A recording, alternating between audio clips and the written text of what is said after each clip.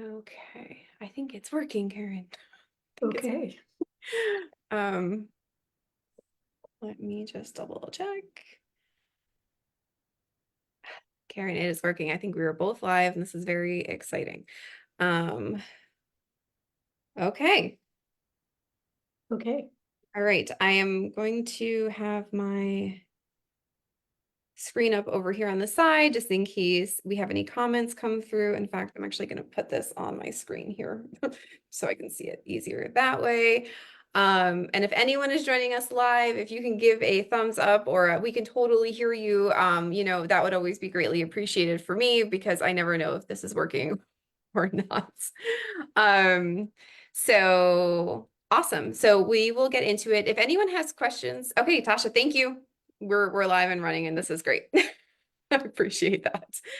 So today we have with us Karen, and I'm so excited to have you on because we had a lovely conversation about the practices that you do with clients, and I was really blown away and loved how you were able to speak on how connected you are with certain modalities and how much you love it and the impact you're seeing with clients. And I would love for you to just introduce yourself to everyone who I know some of you may know Karen. That's awesome. I've gotten people messaging me like, Karen's amazing. I'm like, yes, I know. I met her for 15 seconds and I thought exactly the same. So why don't you introduce yourself to everyone? Sure. I'm Karen Carnabucci. I'm based in Lancaster, Pennsylvania. I am the founder of the Lancaster School of Psychodrama and Experiential Therapies. And my focus right now in my practice is totally on teaching experiential therapies, most particularly psychodrama, which is a method that has been used in therapy and in many other ways. Mhm. And also, family constellations is a big love of mine, which involves ancestral trauma. And I also work with Sandre, and I also work with the tarot. I love it. I love it. So, how did you get into finding experiential therapies and modalities? Because I know all of us have a story where, like, we kind of came upon a certain modality, whether it be kind of in the spiritual realm, clinical realm, somewhere between the two. Um, Talk a little bit about that. Yes. Well, before I was a therapist, I was actually a daily newspaper journalist. And I loved reporting and writing about mental health stories. And I was working on a particular in-depth series on adult children of alcoholics. And someone said to me, and this is back, by the way, in 1985, someone said to me, well, there's a new program in a nearby county that uses something called experiential work. And she's working with adult children of alcoholic families and other chaotic families and dysfunctional families. And she's doing some amazing work, and you ought to go interview her. And I said, sure, I'll go interview her. I did. I was invited to actually experience the program as a reporter. I was willing to keep everything private in terms of names and identities, and I did. And what was very special and very unusual about this program was that they were using experiential therapy, which I had never heard of. I'd been in therapy for myself, and it was traditional talk therapy. And I worked with a wonderful, wonderful woman who was helpful, empathetic, great listener, good reframer. But this idea of experiential therapy took me to a deeper level of understanding that something else happened when we included the experiential component. Mm-hmm. I later, after I wrote this series of articles, I later decided to obtain some therapy at the center myself for my own personal growth. And I could see almost weekly the growth that was happening within me Mm-hmm. that had not happened in talk therapy. Yeah. It seemed like talk therapy took longer. I Mm-hmm. now realize, as a therapist myself, it has its limit, its values, and it has its limits. Yeah. And then because I experienced it, truly experienced it, and experienced the growth from it and the change and the healing, I decided to eventually head in that direction. So I went back to school, received a certificate in addiction studies, also became a clinical social worker. I am now an LCSW here in Pennsylvania, Mhm. and eventually began training in psychodrama, which I learned was actually the parent, if you will, behind what we normally call experiential therapy or role play or interactive therapy or other kinds of phrases or words. Yeah. And so now I teach it and I love it. I preach it. I'm always happy to talk about it. I love that. And, I recently made a post this week about when people ask me, what's the first step in integrating some kind of unconventional or non-traditional modality? My first answer always is, have you participated in it personally? It was always my first response because it never should be, oh, I'm going to learn this thing so I can bring it into my work with clients, because I guarantee if you try to do it that way, it's going to feel really hard. It's going to be, you're not going to learn it as well as maybe you can. And it ends up, there's a disconnect in the process. So it's always about experiencing it for yourself, see if you love it or if it lights you up. And there's always going to be a reason that it does. I don't know every single alternative modality under the sun, but I've participated in some where I've been like, I could go with never having to do that again. Mhm, And then mhm, I've experienced some where I'm like, I need this every day because mhm, there's something so beautiful about it. And mhm, and I always say it's the safety and vulnerability expansive factor, depending on whatever the modality is, that like leads to the accelerated healing. But I did not get in talk therapy and conventional work. It was like I remember my prior therapist talking to me about compartmentalization. She's like, there's lockers in your head. And I would sit there and be like, okay, there's lockers in my head. And that thought you don't want to have, you're just going to put it in there and just. So I remember being like, okay, I'm so anxious about everything. We put it in the locker and then being like, mhm. this doesn't help. Yes, Like I don't know what this is. And yes. it like, yes, there is good pieces in the clinical. Actually, there's great pieces in the Mhm, clinical approaches, mhm, but there's again that piece of being a part of it and really feeling, experiencing, like and growing that you can't just get from chatting.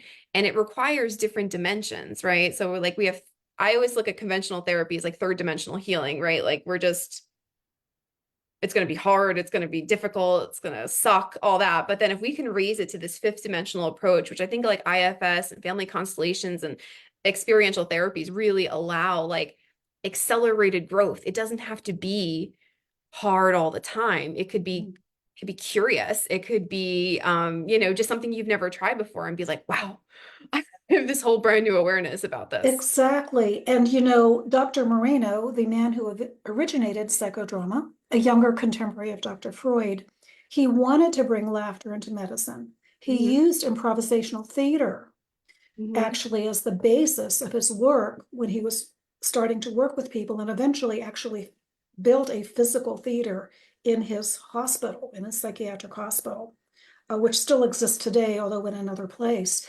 And there's there can be a lot of pain and painful feelings expressed in psychodrama, and there can also be a lot of laughter and play.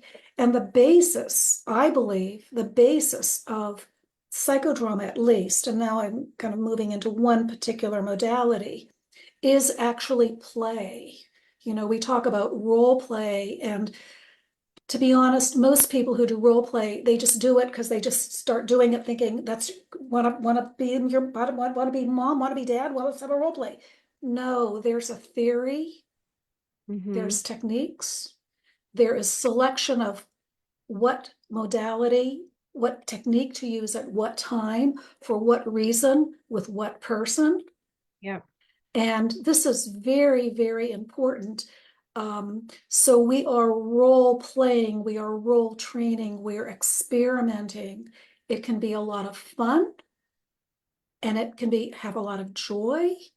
And it also works because the brain and body work and heal so much better when we're relaxed, Hmm. when we're spontaneous.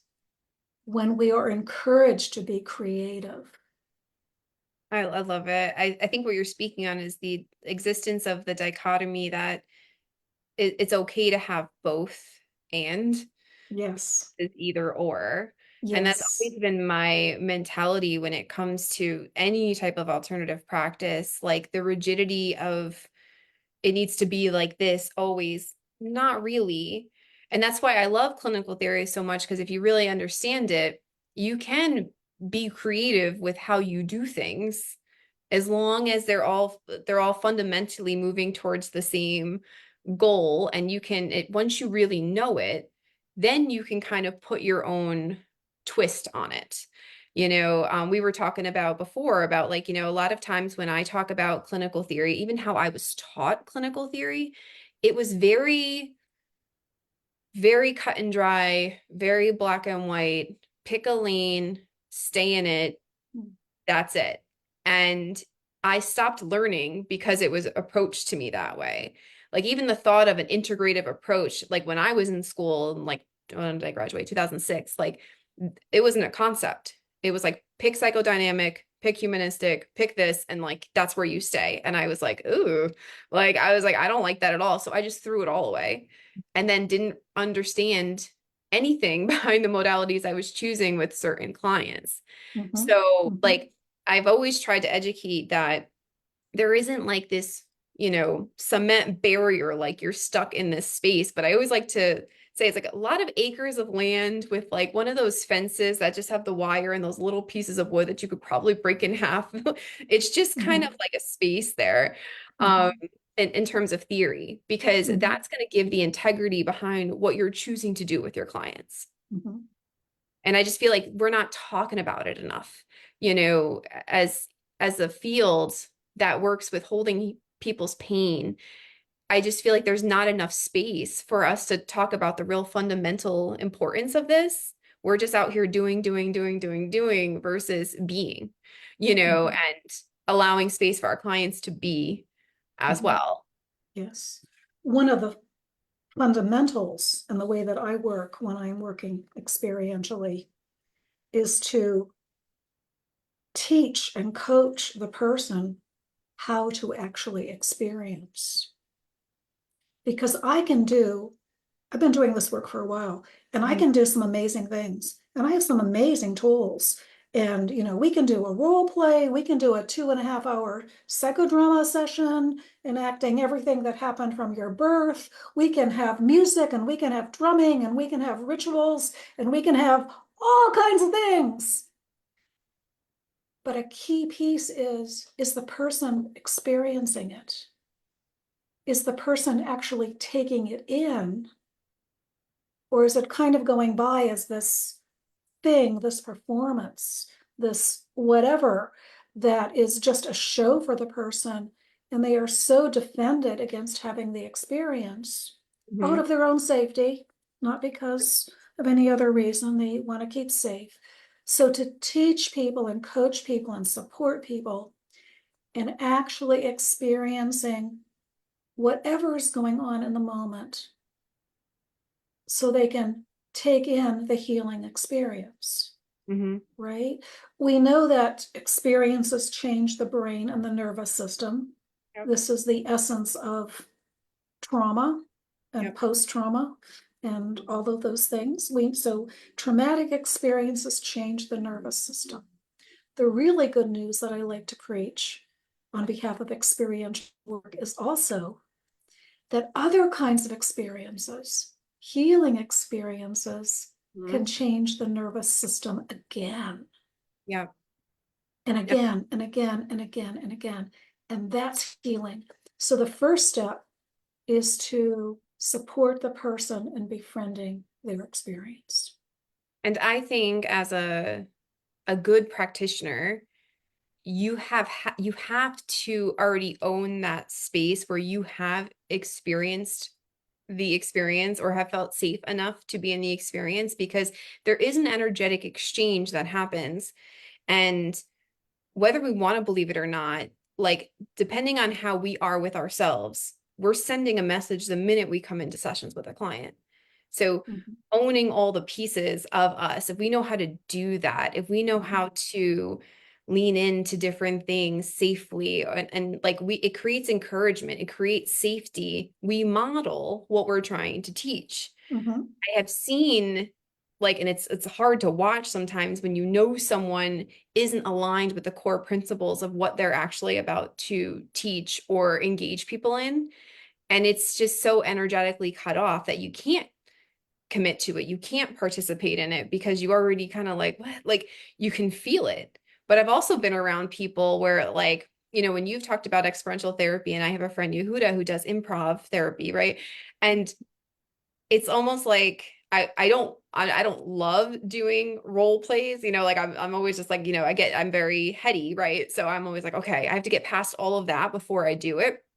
And it's just the training to get to that point I don't love, but then when I'm in it, it's great. But it's like, if knowing I'm in your space or even knowing when I'm in his, I'm immediately like, okay, I can be as silly as I need to. I can be as sad or dramatic. Like it's just an instantaneous permission that gets shared because I know like you, him are very much aligned with what you're bringing to the table. Yes. And so much of it is in the practitioner, that is true. And we come back to theory as well, and we come back to framework as well, which says there is theory connected to how we warm up, right? So if I said to you right now, Tina, let's talk to your best friend right now. Here's the empty chair, right? I have an empty chair back there. Maybe you can see it, It's a little, a little bit. right? Um, Yeah, woo, whoa, whoa, woo. So we're very interested in warming up, Yeah. and there are ways to warm up the person to be actually not only agreeable to go into action, as you have experienced, but wanting to go into action. Yeah. And this is the training part. This is the training part. We don't just ask somebody to do something because it's a cool idea or we think it might be helpful or whatever, whatever, whatever. We are very specifically assessing the person's needs, the person's wants, the person's clinical stuck places. Mhm. And we are creatively, within a framework of techniques and theory, identifying an experience that we can warm the person up to in very specific ways with very specific activities so that the person can enter the action as fully as possible and receive the benefits of the action. Yeah. They can Yeah. actually take in the benefits, not just check the box. Well, I did that. Did that help? Not help? Well, that was strange, whatever. But Yeah. they are in, it is called actually in the theory, it's called the Hollander curve, where we warm up. There's a place of action. There's a place of something important happening, whatever it may be. It could be a role play, it could be a choice making, it could be a drawing, it could be a certain kind of other experiential structure. And then there's the curve goes this direction, and this is the integration. Because we're not just interested in this part that sounds really cool or looks really cool. Maybe it's a ritual, for instance, but there's then the integration of what happened, that we can take it into our bodies, into our nervous systems, into our experience, and use it to reset the Yeah. nervous system. When I first started doing inner child work, Mhm. I was lucky enough. I used a spiritual practitioner. Wasn't a clinical practitioner. I was really fortunate that she told me that there would be so many multiple scenarios that could happen when I started to invite this part of me. And for some people, like I feel like the inner child can present right away Mhm. and ready to engage. There's other Mhm. parts where the inner child doesn't come up at all. Mhm. And there's a reason for that too. I remember for my inner child, like I was actually scared of her. And she, in my mind, she was 3. And she was like, she had like a really tough exterior where I was Mhm. like almost intimidated. And I remember as a kid, I felt like people used to feel that way towards me. And then used to just like want to not deal with that. Mhm. right? So I had to like earn, like I Mhm. think I worked on this for months Mhm. with my Yes. inner child. And I remember when I would try, if I was standing, she wasn't talking to me. So I had to sit at her Mhm. level to have this conversation. Mhm. And for a while, she wouldn't even talk to me, but she'd let me sit. And it was like all these, I was like, wow, like you really have to like nurture this. But then for other people, they're like, yeah, I did the inner Mhm. child work and like it came right away. And I was like, okay, like I was like, but mine wasn't like that. And even though maybe I didn't even understand the term of the Holland, what'd you say, the The Hollander curve. Hollander curve, right? Yeah. I could say I know why they have a term about it Mhm. because you do Mhm. have to warm up to it. You do have to Mhm. be like, okay, it's Mhm. going to be a subjective experience for you. Mhm. And whenever we hit that step, we're just going to adjust how we move for everything we hit. Exactly. Versus people being like, oh, yeah, you just do your inner child like meditation and you're good. Or like, because I've seen people do that in groups, but like, what if someone's inner child didn't show up? Mhm. What happens there? Do they feel like they failed? Mhm. When really, that's Exactly. not at all. Yes. Every human being is unique. And we as practitioners need to be willing to be in working in that particular process Mhm. rather than doing factory work. We're not doing factory work. But I think we work in a lot of systems that pump us like we are in factory work, Yes, this is and true. it's, I want to emphasize, and to anyone who's watching, if you have questions, please feel free to pop them in the chat or any feedback or you're loving what you're hearing, please do. But it's really hard to remain internally connected working in dangerous, unsafe systems. Mm. And like I've experienced where I've felt like I've lost my empathy. I'm not able to fully like I just want the day to, like just clock through these and not being able to show up as a human, but like it was my own protective strategy working in really dysfunctional systems. And it's hard to, I remember working at, it was a hospital called Four Winds. It's in New York. It's for Mhm. adolescent psych. And they told me to actually do a psychodrama. And I had no experience with this. Like with, how I was like, I remember looking at the clock, like, when the hell is this over? Because I don't even know what I'm doing. Like, oh, here's a box, and imagine there's something in it. What would you? And I was like, I had to look this up online because I had no idea. And like, it makes you feel shameful as a practitioner because you're not doing good work. It like makes you feel like an imposter. But it's also like it's the system that failed, didn't give you an opportunity to really say, you know what, I'm not really trained in that, and I'm going to say no. Like sometimes you really don't even know you have that option Mhm. in these systems. Yes. And if we were doing a psychodrama with that, Hmm. we would give you a chance to go back in time, set the scene, and do some repair Yep. on that to say what you were not able to say the first time around. Hmm. Because as you said, I didn't know. I was new to this, right? Yeah. Right? So in psychodrama, we could do a wonderful session about giving you a chance to go back in time to that moment where they said, oh, we'd like you to do a session and you could say your truth. Yeah. I don't know how to do this. I haven't been trained. I need training. I will pass on that for now. Yeah. And if you think about, we say that behaviors reinforce a certain belief, you Mhm. know, now we get to go back and pull out the belief of I don't know anything and I'm a fraud to I know how to move in my worth and say what I'm able to do and not and set Mhm. a boundary. Mhm. Which, to go back to that point and do that, just the thought of it feels really, really empowering. But I can understand how my brain is so used to moving in certain ways of like, well, let me just people please, Mhm. and do this so I can be the good person that like followed all the rules. Mhm. And now all I'm trying to do is break them and Mhm. build new ones. Thank goodness for the healing journey.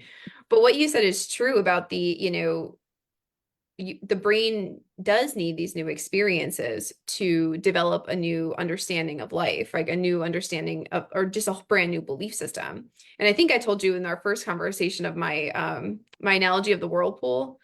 Did I tell you that? I Mhm. can't remember if I did, but like I'll say it for those of you who are listening, because this is what's really helped me understand that even though change is uncomfortable, it's supposed to be. Mhm. Um, Mhm.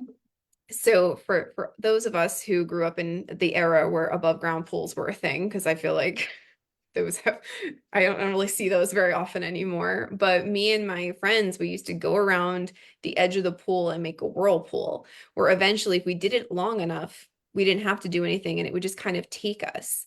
But then we would always challenge and be like, we're going to turn around in the whirlpool and go the other way. And we would always be hit with this crazy amount of resistance. And we would Mhm. try so hard. And sometimes we would bang into each other because the force was too Mhm. strong. And that's just how our subconscious works, right? Like we are so stuck in these patterns of old programmed beliefs that every time we try to make a change, we get hit with a level of resistance. And sometimes we feel that resistance means that we should give up, when in fact, resistance is part of the game. Mhm. Discomfort is part of the game. You can't grow in that comfort.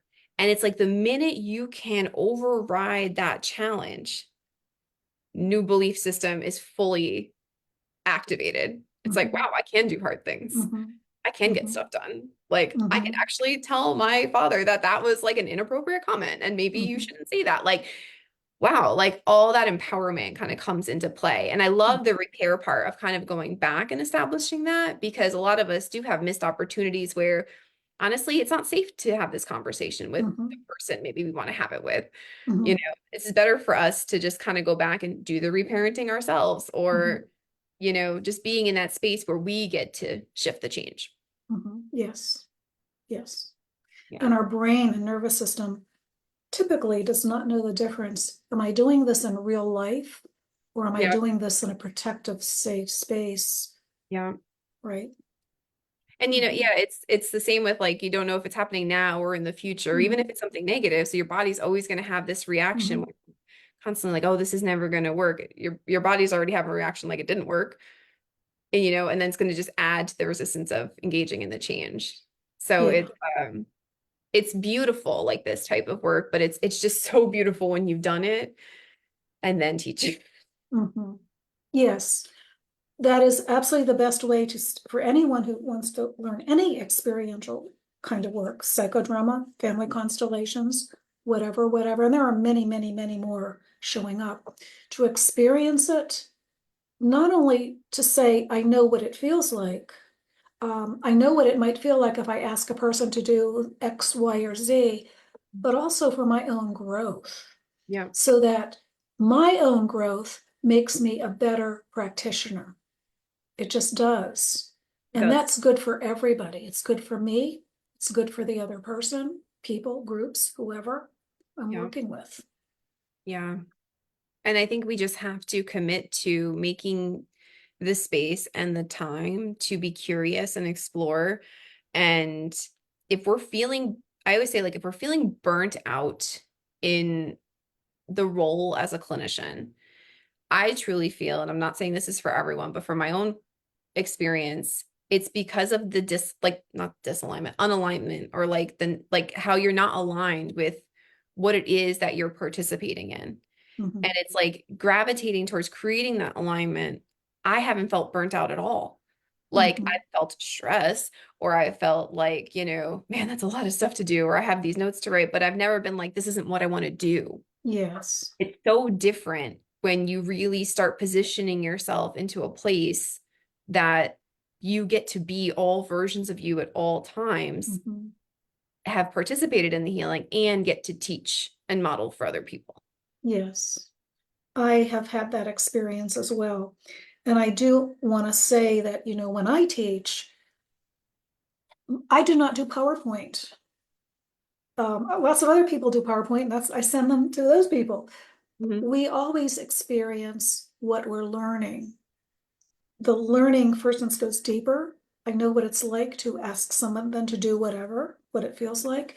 And I change into shall I say, a better version of me. I Mhm. become more clear, right? Right. So this is so important for practitioners that they have places to go that allow them to have community and to align with their purpose, Yeah. right? Everybody has a purpose. Yeah. And I think trying to, and I think the frustration I remember being like a younger practitioner is just like, I know I want to be in a healing profession. I have no idea why. That was the first one. Like I have no idea why, but I knew I was drawn to it. So that disconnect was really concerning for me as a practitioner because it made me quite a dangerous therapist because like I was like okay, I know I need to be over here, but I'm still like this. Like I have no idea like what I'm doing. And I did that for like 10 years.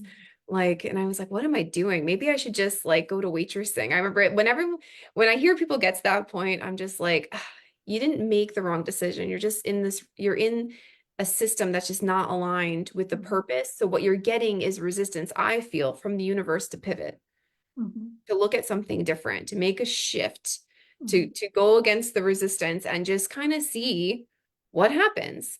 Because sometimes it's scarier to stay exactly where you are than to just kind of, like you went from being a journalist to it, like, an experiential therapist. Like, who would have thought that would have happened, right? But it's because you just kind of allowed yourself to be curious. It's an easy, like, sometimes when we just align ourselves, you don't have to do so much. Doors just boom, boom, boom, boom, boom, boom, boom. And you're like, how did I get here? Like, even when I talk about this group, like last year at this time, I was like, okay, I got the group. It was called a different name. I was like, I'm not going to invite, there's no one's going to want to join this group. This is crazy. Like, who wants to hear me talk like that?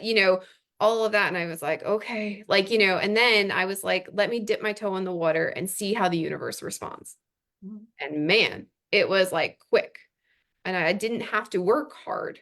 It like I Yes. put effort in, but it wasn't like hard, like, oh, I hate this. Drudgery hard. Woo. Yes. Yeah, like, Yes. what do I get to do today? Who do I get to talk to today? Who do I get to bring on today? Like, who's in the group that I can be, like it was exciting, but uncomfortable. Like doing my first live, I remember like holding my selenite, both of them in my hand, like, like so nervous. But then again, the experience of doing it, I'm like, got through that. Now I'm like, sure, sign me up Yes. for 7 hours Yes. straight. Yes. Okay, I had the nervous experience. I've done it. Now they have experienced success. Yeah. Yeah.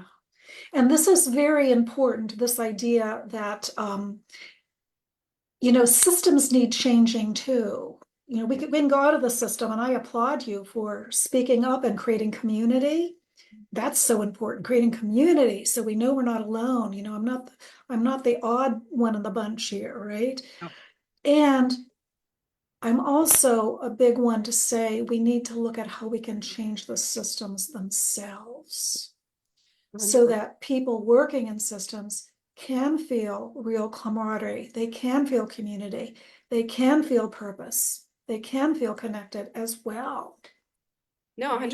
100%. Like when I've spoken to so many therapists in this group and I hear them talk about the fear of owning all their pieces or, integrating things like, Reiki or shamanism or psychics or past life regressions and like into their work. And I get so sad because I'm just like, yes, the world needs all of that. Like, please. But then, this is why I'm doing research with the boards because I'm like, I want to expose what the language really is. The language is not what everyone thinks it is. I talked to someone this week and I said, do you know that your scope of practice does not say that you have to use empirically supported treatment modalities or that you even have to use an evidence-based framework? It doesn't say that.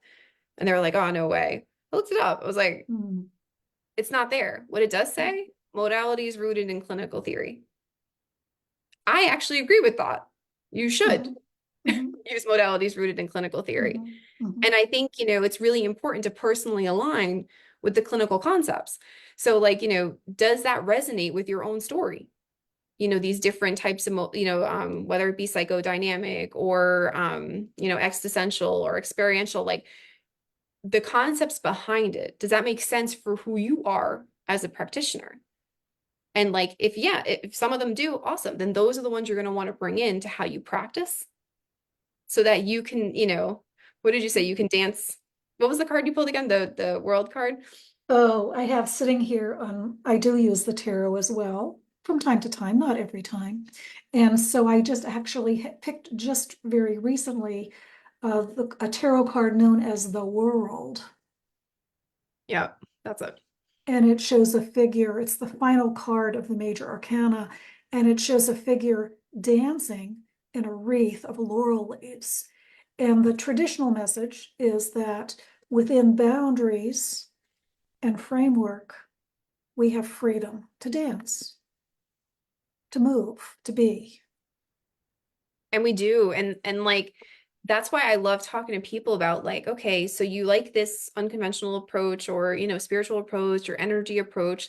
Let's talk about the themes that, we can pick in that in terms of like how that promotes healing in addition to how maybe this approach promotes healing.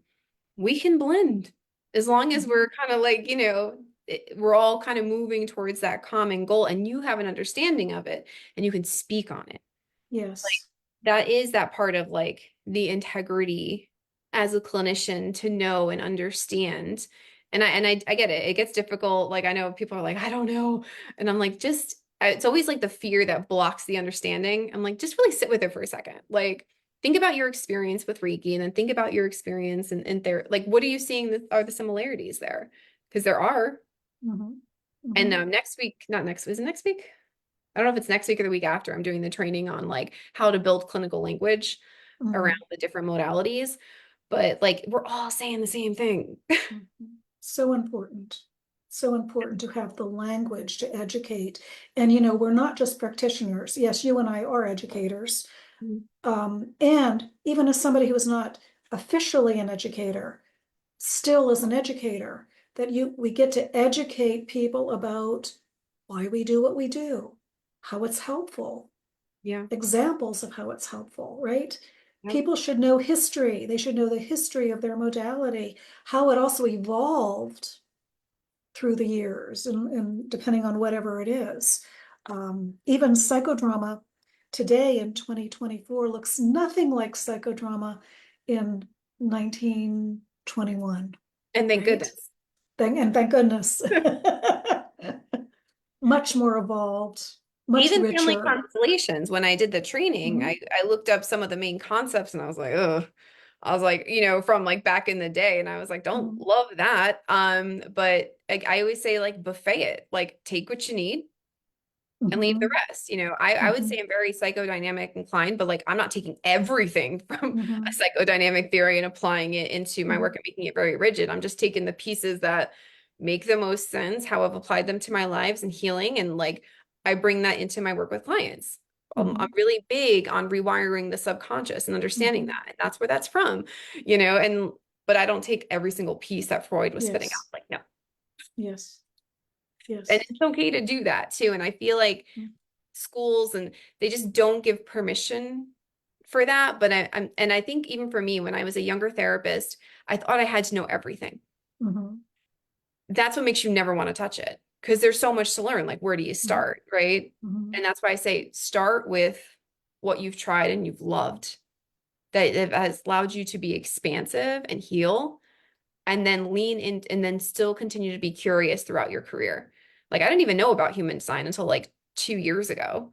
mhm, And now I'm obsessed with it. Like, mhm, I'm constantly in my mind going, okay, like based on my design, what information am I getting from this? And I love that.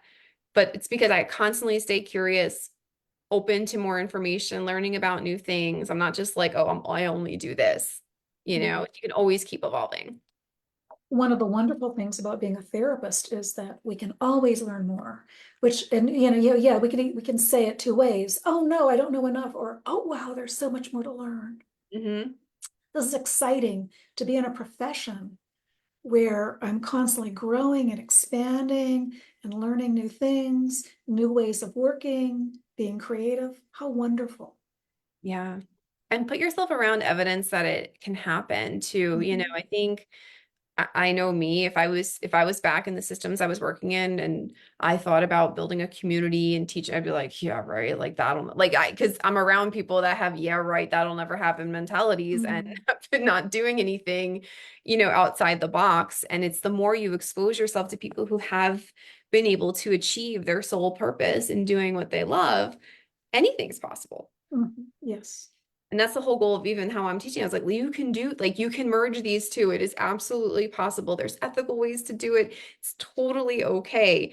There's some things you got to do, but you only got to do them once. And as long as you fully understand it, then you're golden. Like you're staying within integrity and ethical guidelines and you're good. Mhm, But I know it's super scary because you're going against really old, like programming of just the mental health field as a profession, mhm, which mhm, is just ooh, we're going to shift it because the more of us that, they tend to go with what everyone's kind of mostly doing, right? So like if we all really start shifting and moving with integrity, because we have to, right? We're the unconventional ones. We have to be able to speak on mhm, what we're doing and how it works and how it's helpful. And other people aren't going to be challenged on that. mhm. So it's like we have to be kind of ready for that to be able to Yes, shift how the system's working. yes, yes. Awesome. Well, I really appreciate your time. How can people, if they want to, do you do trainings in, psychodrama or any educational courses in that area? I do actually. I have some online trainings, not as much now. During the pandemic, I was constantly online, although the pandemic continues to exist. Yes. Uh, but yes, my school has trainings, monthly trainings. The first one is coming up actually at the end of this month, August 24th in Lancaster, Pennsylvania, on creating capacity to heal the anxious brain and body. Well, I'm working with collaborating with a body worker. And so I'm doing the psychodrama interactive experiential part, and she's doing the body work part on some very unusual body work modalities, including alchemical alignment. And then every month following August, I'll begin my fall and winter and spring term. And we have trainings in person in Lancaster, Pennsylvania, um, on psychodrama, on sand tray, on actually in October, we're going to look at the upheaval in the world that's happening and what therapists can do about it and how they can handle it, Wow. right? That's definitely good. So all of these trainings use interactive methods. All of these trainings build community. All of these trainings allow people to be with like-minded people and get C credits and psychodrama credits. There you I'm go. at realtruekaren.com, REALTRUE, Karen, my name.com, where people can look under the training tab and find training information. And for That's those of you who think Lancaster County is too far away, I have books, and you can look at the book tab too. awesome. Are you planning on doing any virtual trainings in the future or? I've been doing for the past half year, I've been doing a series on integrating the tarot into psychotherapy, which actually will be one of my next books. Amazing. Um, and I might be doing something else yet online. I'm still trying to decide what people are wanting because I can pick from a whole range of topics. Okay. Um, Well, right if now any of it you is tarot. watching want to vote kind of like based on what Karen has brought up on something that you're interested in, feel free to pop it in the comments because this will be recorded and left up. So if any you're catching the replay, put that in. And Karen, we can also put your information in the comment section once you're all done for anyone who may want to reach out to you or follow you to see what amazing things you're up to. And I hope anyone watching, it's, you can truly bring your passion and your unique self and your skills into your clinical work. Mhm. It is 100% possible. And to be honest with you, it's needed. Yes. They say that like 90% of us were once our ideal client. I've heard people say, well, what if no one's interested in that? Or like, I'm kind of more in a conservative area. I'm like, listen, there's people who are just dying for you to get aligned with exactly who you were meant to be so that they can invest in you. So try to shake that belief out of your head and engage Yes. in action that would let you see what's possible. Yes, yes, and talk with each other and use Facebook groups like yours and consider and think and plan and create. It absolutely can be done. Yeah, No, absolutely. Well, I thank you so much. And everyone saying, thank you and all that. And they're learning a lot from today. Uh, I really, really thank you, Karen. I'd love to have you back at some point. And please keep us posted on everything that you're doing. I'd be glad to. Thanks for having me. Have a wonderful day. I'm going to try to figure out how to end this. Bye.